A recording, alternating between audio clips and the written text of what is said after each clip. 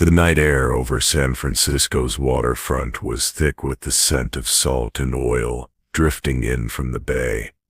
Tican, a lone lantern swung on a crooked post by Pier 45, casting trembling pools of light across stacked lumber and brine-soaked crates. In the distance, the city skyline glowed softly, until a sudden roar shattered the calm, a ribbon of orange flame licking the pilings beneath the pier. Workers' voices rose in panicked shouts as embers danced across the tarred planks, igniting crates of turpentine with a single spark. The bay itself seemed to boil with reflected firelight as dark smoke rolled skyward, swallowing the piers in a living inferno. A whistle blew. Pier workers knew that warning. Only one alarm meant total disaster. Down the breakwater, silhouettes raced toward the flames.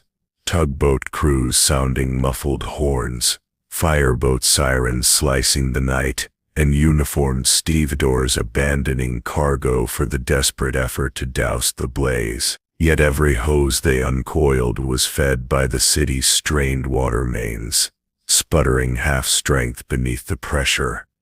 As sparks leapt onto adjacent docks, setting fish barrels and cotton bales ablaze, alarm bells from the ferry terminals pealed in urgent rhythm. A freight car full of barrels marked highly flammable hissed and cracked in the heat, sending a spray of firewater across the quays. In that moment of roaring flame and collapsing timbers, a single thought united those who fought and those who fled. This fire was no accident. It was a city-consuming force that would devour lives, livelihoods, and the very heart of San Francisco's waterfront. 1929, the San Francisco fire that ate the waterfront. If you worked on San Francisco's bustling docks and never made it home, how would your loved ones cope? Before we fan these flames any further, hit subscribe, ring that bell, and let us know where you're watching from. Now imagine a single spark igniting more than lumber and oil. Imagine a fire so ravenous it consumed miles of waterfront in one night. Stay with us as we explore how 1929's inferno reshaped a city, revealed dark ambitions, and left the docks smoldering in more ways than one. By 1929, San Francisco's waterfront was the beating heart of the Pacific Coast economy. Merchant ships from Asia and the Americas disgorged tons of cargo each day. Timber, wool, silk, and hundreds of barrels filled with California's famed wines. The docks teemed with longshoremen, teamsters, and warehouse clerks, whose livelihoods depended on the punctual flow of goods. Under the city's iconic red and white ferry wheels, tugboats tacked incoming vessels alongside piers numbered from the ferry building all the way to the brine-scented piers of Fisherman's Wharf. Yet beneath this commercial symphony lay rumblings of change. The 1920s boom had swelled San Francisco's population past 600,000, and real estate speculators chased after the promise of unbridled growth. At the same time, Prohibition forced a darker industry onto the docks. Rum runners and bootleggers used hidden compartments in freight cars and unmarked barges to smuggle liquor inland. Law enforcement, outgunned and underpaid, leaned on corrupt port officials who turned a blind eye in exchange for bribes. Policymakers touted the port of San Francisco as a rival to Los Angeles and Seattle. Plans for new concrete wharves and modern cargo handling cranes promised faster turnaround times for freighters. Mayoral candidate James Rolfe campaigned on the slogan, "Keep San Francisco First," pledging to wrest control of the waterfront from private interests and graft-ridden dock union. When Rolfe was elected mayor in November 1928, the city council authorized a massive redevelopment: steel-reinforced piers, electric freight elevators, and widened aprons for lorries. That wintry spring, crews labored beneath the Golden Gate's chill fog, erecting new warehouses along piers 24 through 30. By May, workers had laid over 10,000 square yards of creosote-treated timber decking, sealed against rot. Beneath their boots, stevedores heard the tides rush through deck seams and smelled the sharp tang of spilled diesel. At each pier head, steel rails extended onto the docks, awaiting the first freight cars that would carry crates of canned salmon and sacks of coffee beans into the hinterland. Firefighting on the waterfront presented unique challenges. Horse-drawn engines rolled along seawalls, but hoses served only a few hundred feet before water pressure collapsed. Fireboats, gas engine launches modified with pumps, sprayed water onto burning ships, but their range was limited by hull-mounted monitors. In the shadows of the 1906 earthquake, city planners had implemented fire breaks, carved alleyways between piers designed to halt a conflagration spread. Those gaps now sat buried under hastily laid cribbing. Meanwhile, union tensions ran high. The International Longshoremen's Association demanded higher wages to match soaring living costs. Contractors responded by recruiting non-union workers, often desperate migrants from the Central Valley, breaching the longshoremen's closed shop. Scuffles broke out nightly in alleyways where drunken sailors and displaced workers clashed. Shop stewards whispered of sabotage, tools left oil-slicked, lanterns rigged to sputter, and dynamite stolen from construction sites. Amid this volatility, the port's importance only grew. California's Central Valley was flush with fruit, canneries churned at full speed, and railroad spurs delivered larders of produce to the docks. With credit lines drying up on Wall Street, shippers and bankers alike pinned their hopes on the waterfront's uninterrupted operation. An accidental blaze could obliterate millions of dollars in inventory, ruining merchants, displacing families, and crippling the local economy just as the Great Depression loomed. In late May, Reverend Henry Swan, pastor of the Seamen's Mission near Pier 45, warned his congregation of moral decay and divine judgment. When men gamble with crooked trades, he preached, they invite a fire not of man's make. His sermon echoed through the district's mission halls, but few dock workers heeded his words. They were too busy hauling crates and settling union disputes to consider profit. Thus, as June dawned, San Francisco's waterfront stood poised between promise and peril, a nexus of commerce, corruption, and community bound by timber and steel. The stage was set for a disaster that would not only consume the piers but expose the city's conflicting ambitions, force the hand of reformers, and burn away the illusions that progress required no price. What followed in July would etch itself into San Francisco's memory forever, an inferno born from the very elements men thought they had mastered.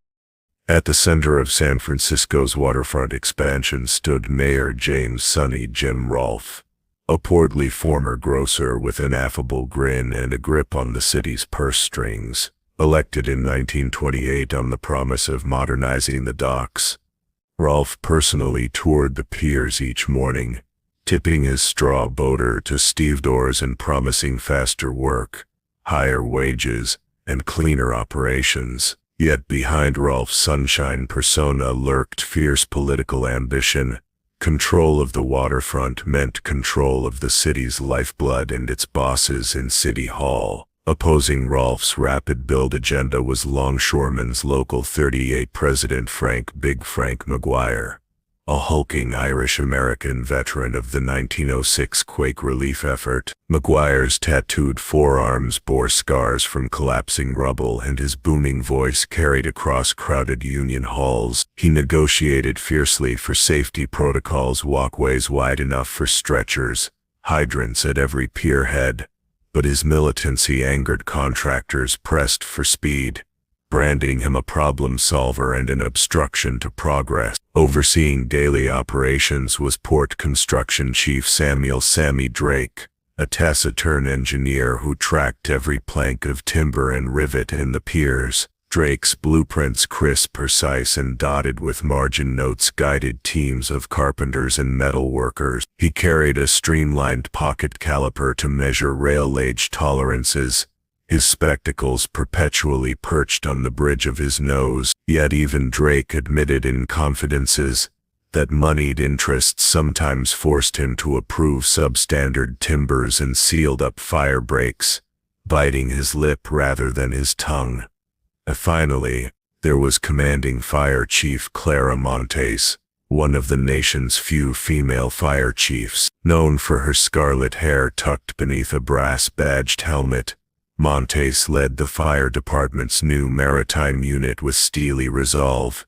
She had championed the purchase of high-pressure fireboat pumps and organized joint drills between dockworkers and sailors, but her appeals for reinforced hydrants and widened alleyways often stalled in City Hall, where Rolfe faced pressure to appease the shipping magnates funding his campaign. Early warning signs flickered in late May when Chief Montes conducted a night drill at Pier 49 and found fire hoses kinked and hydrant valves jammed. "Someone didn't want this station ready," she reported in her log. Standing in knee-high water, she watched embers drift into wet timbers, then wrote, "Sabotage or oversight. Investigate under authority."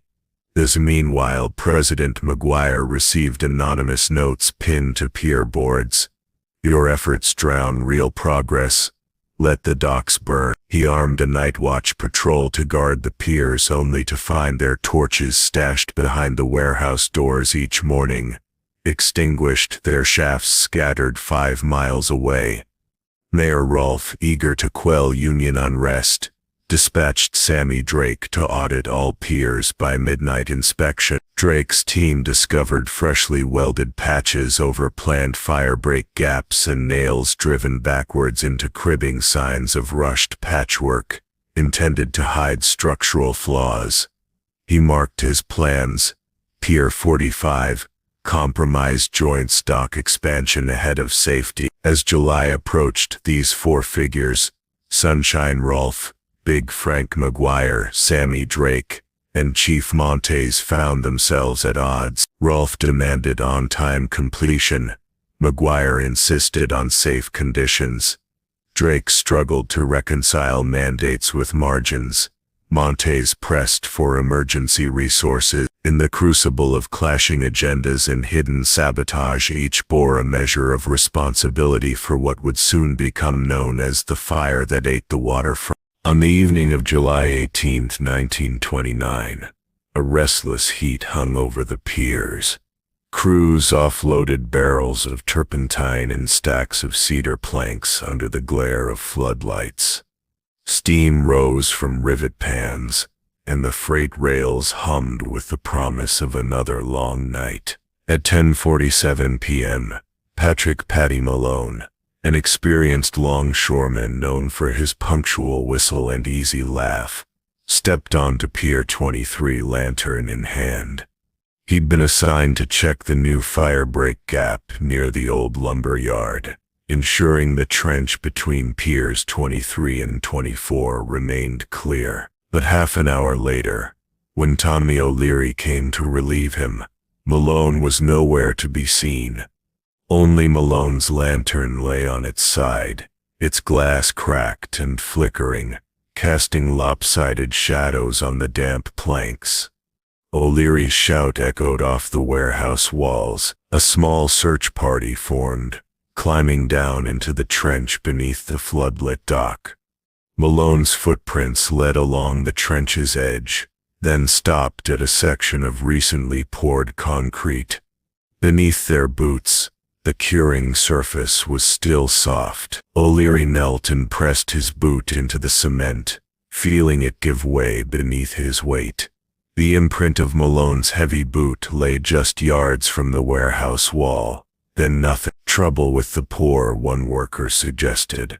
But as they marked the exact spot, they realized that the concrete had been laid only an hour earlier during Malone's shift.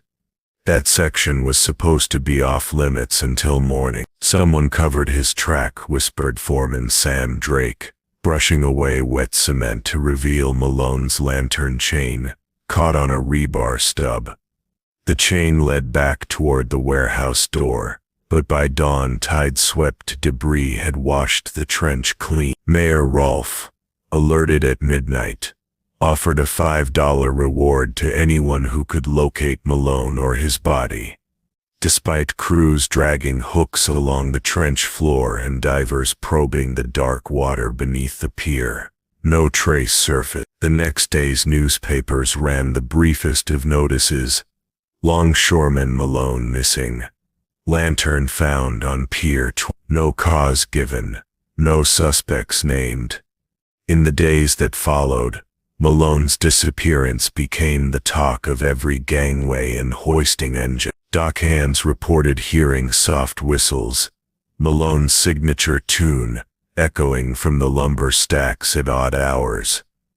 Others swore they glimpsed his lantern bobbing beyond the firebreak, only for it to vanish when approached. At the waterline, Chief Fire Marshal Clara Montes examined the flashpoint, the concrete patch. She found sudden cooling cracks radiating outward, as though the poured cement had been exposed to intense heat moments after setting. She logged the anomaly. Cement compromised by unknown external force. Recommend sample analysis. By July 20th, tensions on the waterfront reached a fever pitch. Contractors blamed the unions. Union leaders blamed contractors. And beneath the city's hum, a single question whispered through every riveted girder. What force could swallow a man and leave only a lantern to light the way? A week after Patrick Malone's disappearance, the waterfront crackled with tension. Mayoral aides and union stewards huddled in makeshift offices on Pier 41, trading rumors and clipped threats. Yet no one could stop what came next. Incident 2. 2 boots and a broken conduit. On July 25th, dockworkers inspecting the newly installed water conduit at Pier 29 stumbled upon a gruesome sight. 2 steel-toed work boots lay side by side in a shallow pool of brackish water, their laces neatly tied and tongues folded outward. No feet filled them. The conduit pipes overhead were slick with condensation, but the boots were bone dry, untouched by the damp. Harold Red Jennings, the crew's foreman, peered into the gloom. He took 'em off, he said grimly. Why? When he poked inside each boot with his pry bar, the hollow echoed like a chamber, empty of socks or bone. No sign of struggle, no stray threads caught on rebar. Only the haunting emptiness of footwear abandoned with deliberate care. Across the platform, Chief Fire Marshal Clara Montes and Sammy Drake examined the conduit's lock welded shut by fresh iron, the seal still warm enough to scald skin. The welding beads glittered under their lanterns.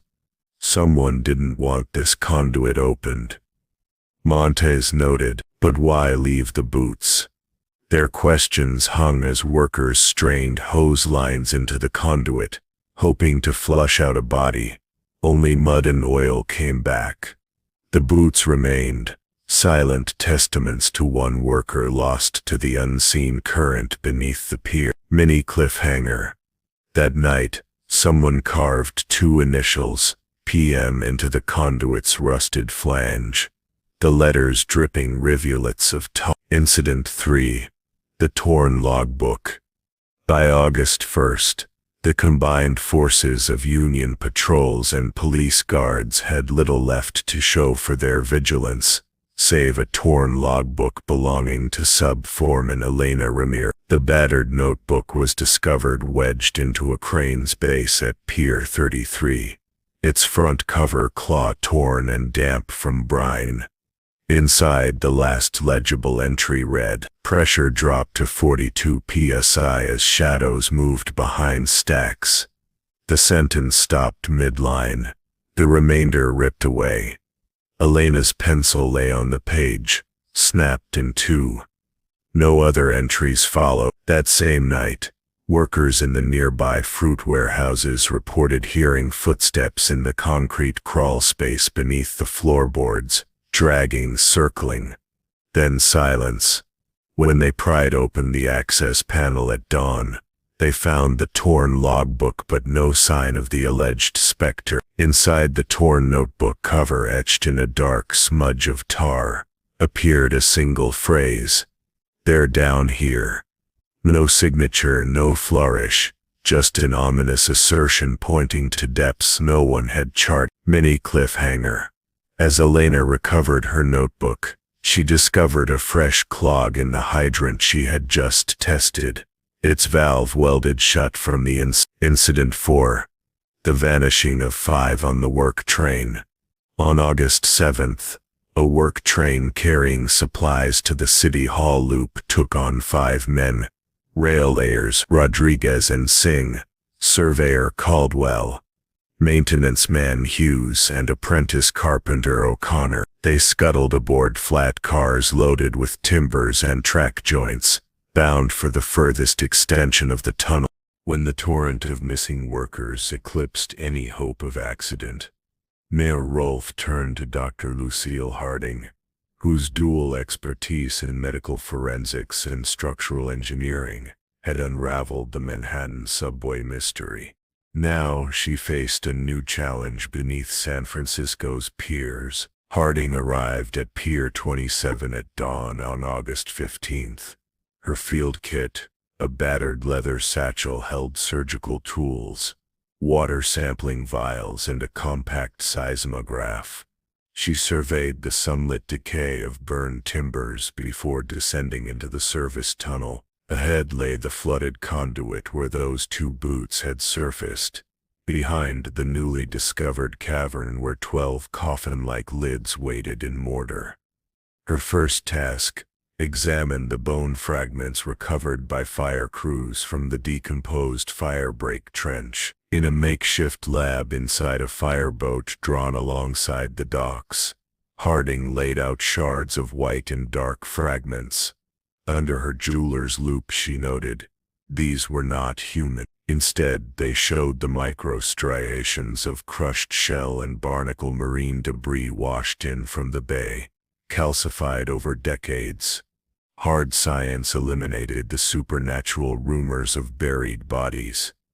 Next, Harding interviewed eyewitnesses uprooted by fear. At a union hall crowded with anxious seamstresses and longshore families, she sat before Walter Wally Byrne, who swore he'd seen shadows slither along the warehouse walls on July 30th. Like wet cloth draped over beams, Harding pressed for details: height, gait, padding of footsteps. His answers, though vivid, matched no known worker profile. She cross-referenced his timeline with tide charts.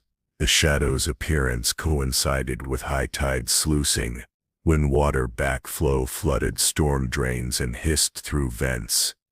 Could hydraulic flow create phantom shapes? She marked it inconclusive. Later, in the flicker of a kerosene lamp within the sealed cavern, Harding listened to George Mathers's playback of the tunnel moans.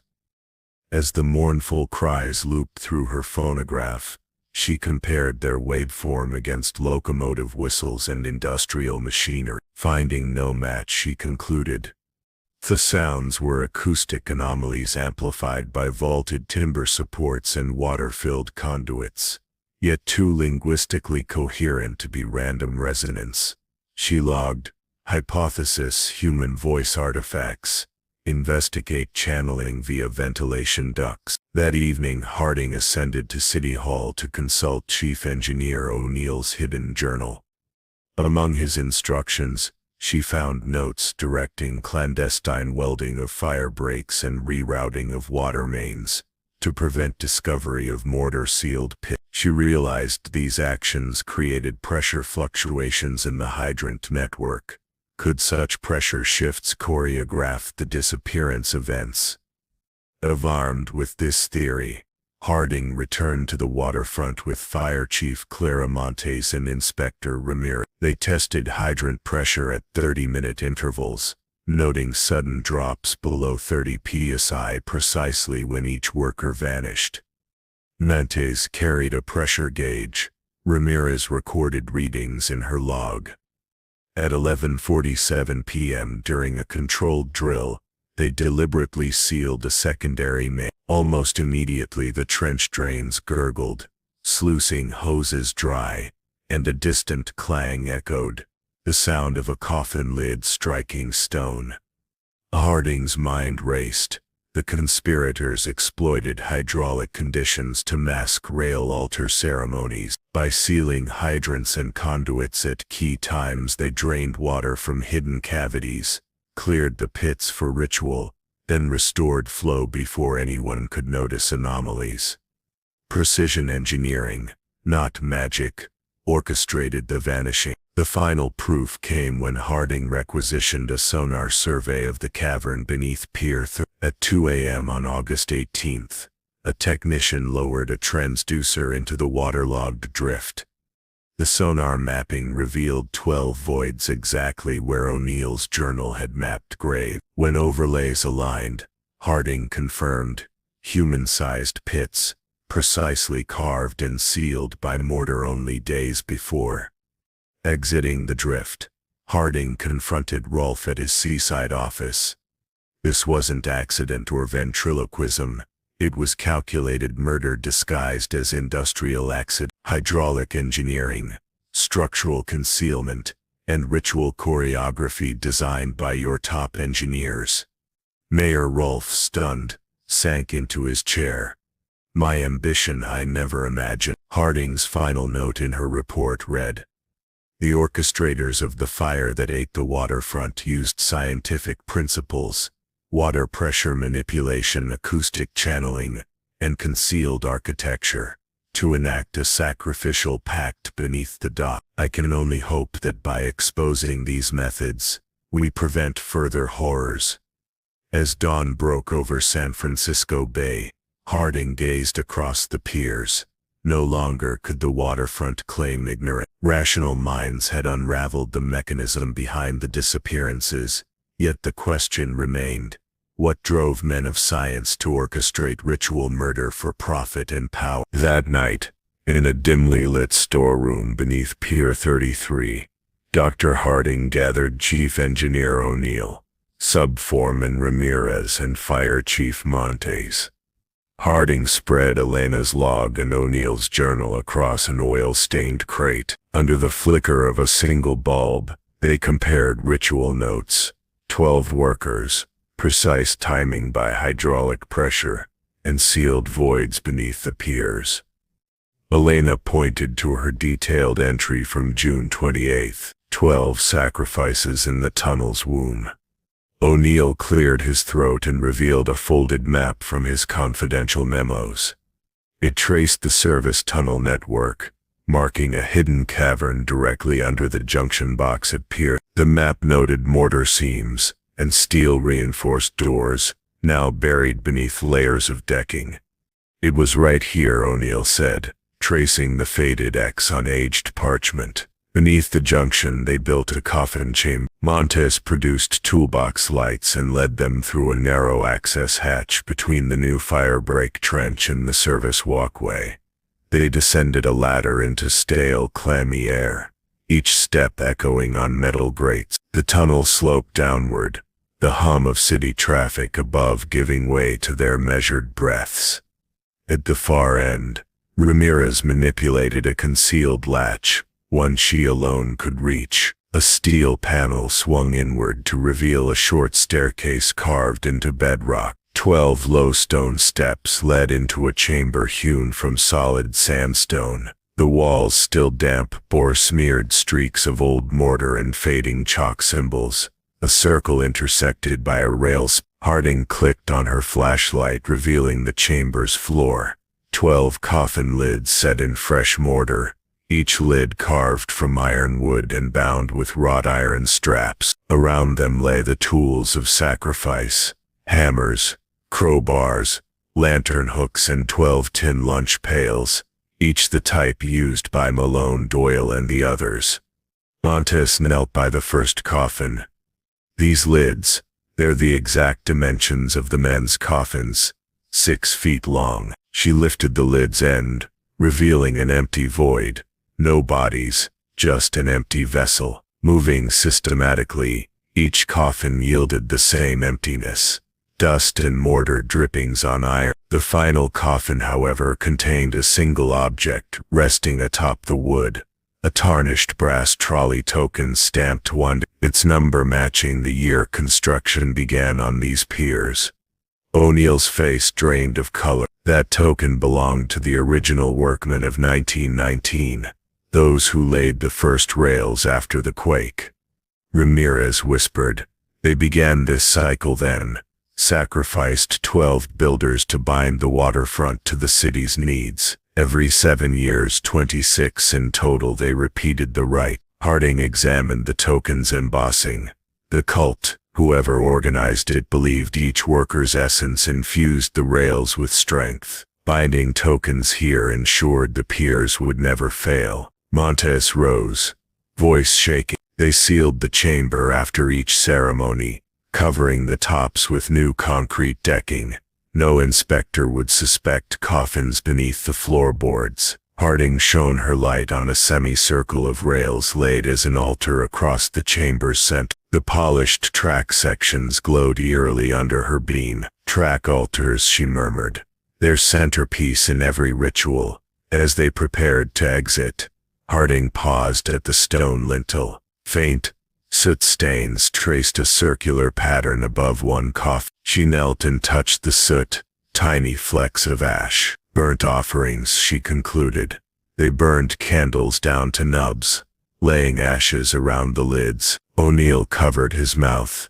"My memos. I thought feeding the tunnel its builders was metaphorical, but it was literal." Silence fell, broken only by distant waves lapping against pilings. In that hush, Ramirez heard it, a soft echo like a dozen voices singing beneath the subway's roar above. She froze, lantern held high. "Can you hear them?"